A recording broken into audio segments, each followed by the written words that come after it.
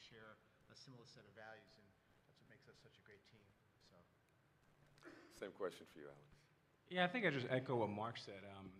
It's really a dream come true to have this opportunity to be stewards of two wonderful franchises in a market like Minneapolis, where the fan base is just has been so incredibly supportive to this team. And this is really about the fans, it's about our players, it's about the culture.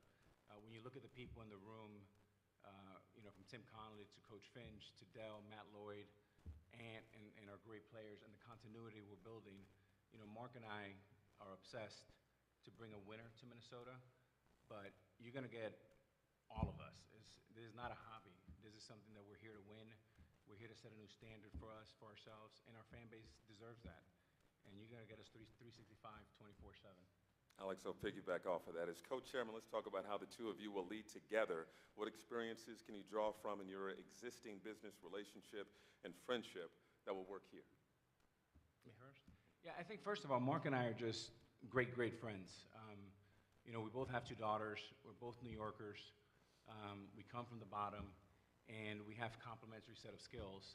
I have such deep respect and admiration for the way Mark has conducted himself his entire life.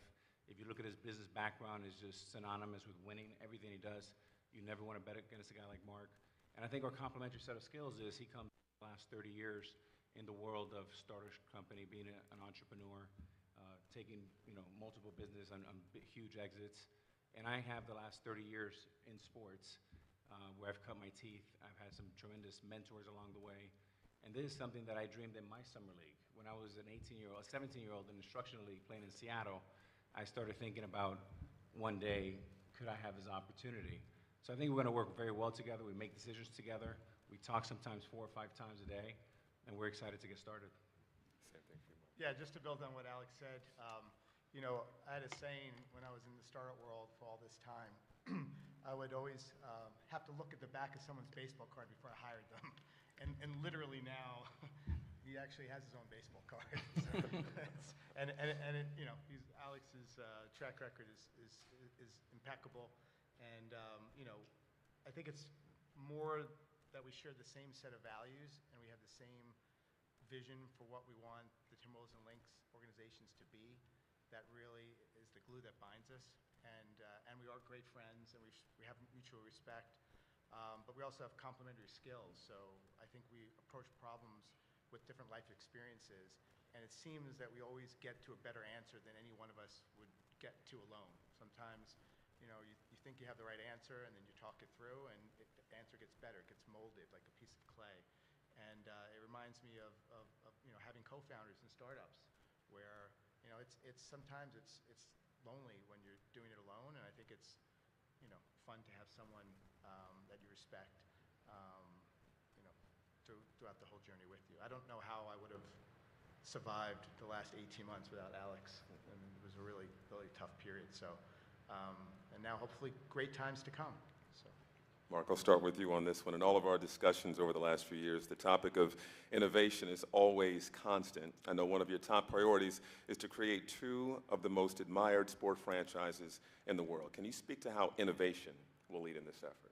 Yeah, I mean, as a startup founder, it's all about innovation. It's about being disruptive, not doing things the conventional way. And, we've got a clean slate here to rethink how things are done, not just accept the way they are. And, we have big ideas on how to innovate, on how to do things in a way that will separate us from others, in the way that's been done in the past. Starting with Jump, so it's a company Alex and I co-founded.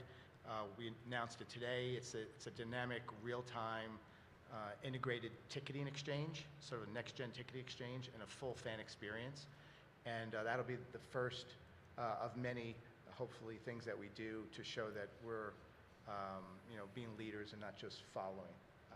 And if you guys have any questions about it, the founder, Jordy, the CEO, is actually here as well. But it's really cool. It's basically let's give you one bit of tech because it's very cool. Go.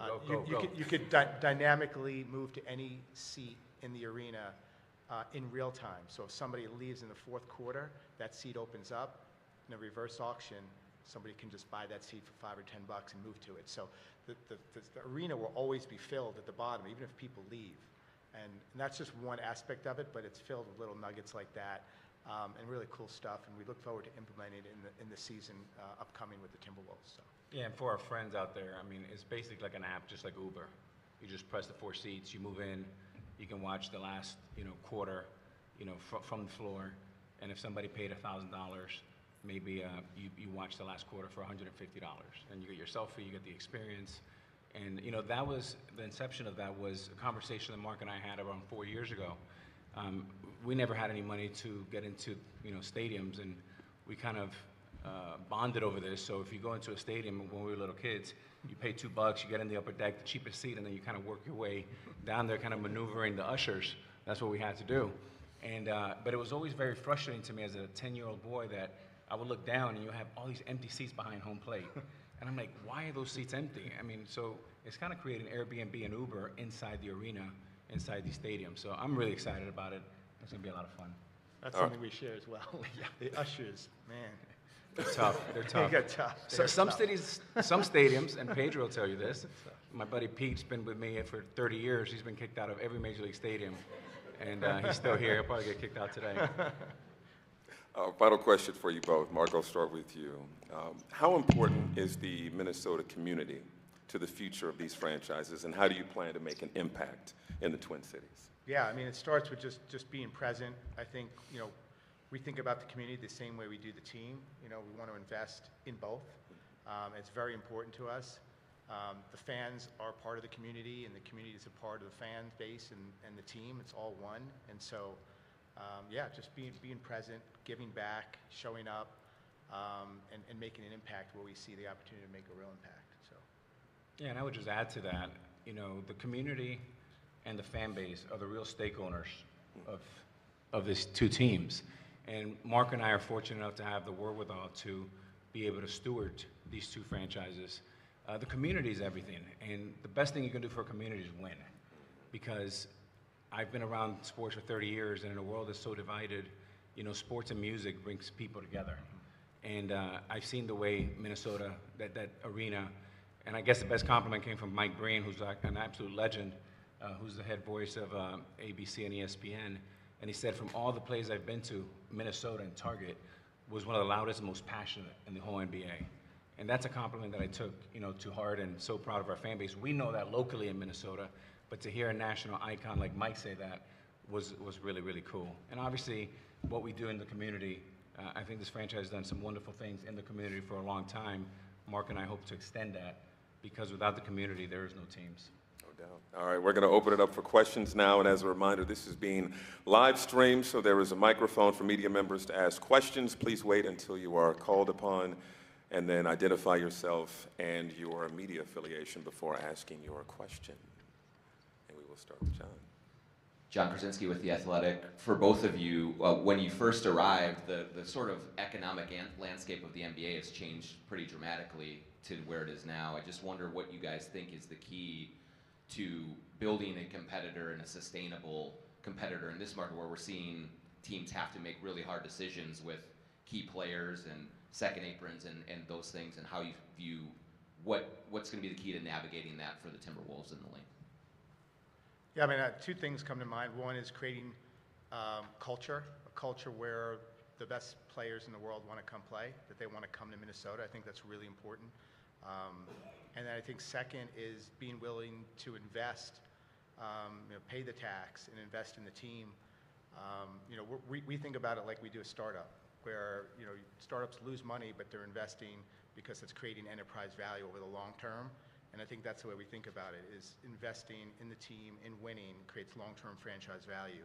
And it's not over the next 3 to 5 years, but 10, 20, the next 50 years even. So we're prepared to invest, we're prepared to lose money to create a winning culture, but a sustainable winning culture, not just a 1 year. And you're not going to see us do what maybe people might expect us to do, which is come in as owners and make some big flashy move. Like, we're being very methodical about the decisions we make, and we're thinking in every decision what's in the best interest of the long-term, the building of long-term sustainable culture of winning. So. Yeah, John, I think, when you look at organizations, I mean, with my experience, having played for 3 ownership groups, Mr. Yamamoto used to own the Seattle Mariners, Tom Hicks in Texas, and then George Steinbrenner. And what I've learned is, I think organizations sometimes overestimate what they can do. They overestimate what they can do in the short term and underestimate what they can do in the long run. To be able to make decisions today, and what are the ramifications in the next 3, 5, 7, 10 years, versus going for the head fake and try to get it all at once. And I think for us, we have to thread the needle between being uber aggressive when it's time, but yet being very disciplined about running a good business, making sure that we're surrounding and our young players with the best people around them, both on the court and coaching. And continuity is a big part. I think one of the last biggest arbitrages in our game today in all sports is continuity. And you saw that with Oklahoma City. I mean, they came to our place three or 4 years ago, lost in that one playoff game, and you think, well, what are they going to do? Are they going to panic? Are they going to break the team up? No, they doubled down, continue with the continuity, build on it, and didn't even hit the strike and won a world title. And now they're well positioned for the next many, many years. So I think that's a good role model for us and other teams. Mark, for you talking about the just in general, what do you think about kind of the accessibility of the game to the average fan, whether it be through rising broadcast fees to watch games, rising ticket prices, and just kind of the line you have to walk as owners to make money, but also make sure you're growing the game, growing the fan base, and making the game, whether it's in person or on television in the future, accessible to average fans? Yeah, I think that's a really important question and something that we really need to dig into. I think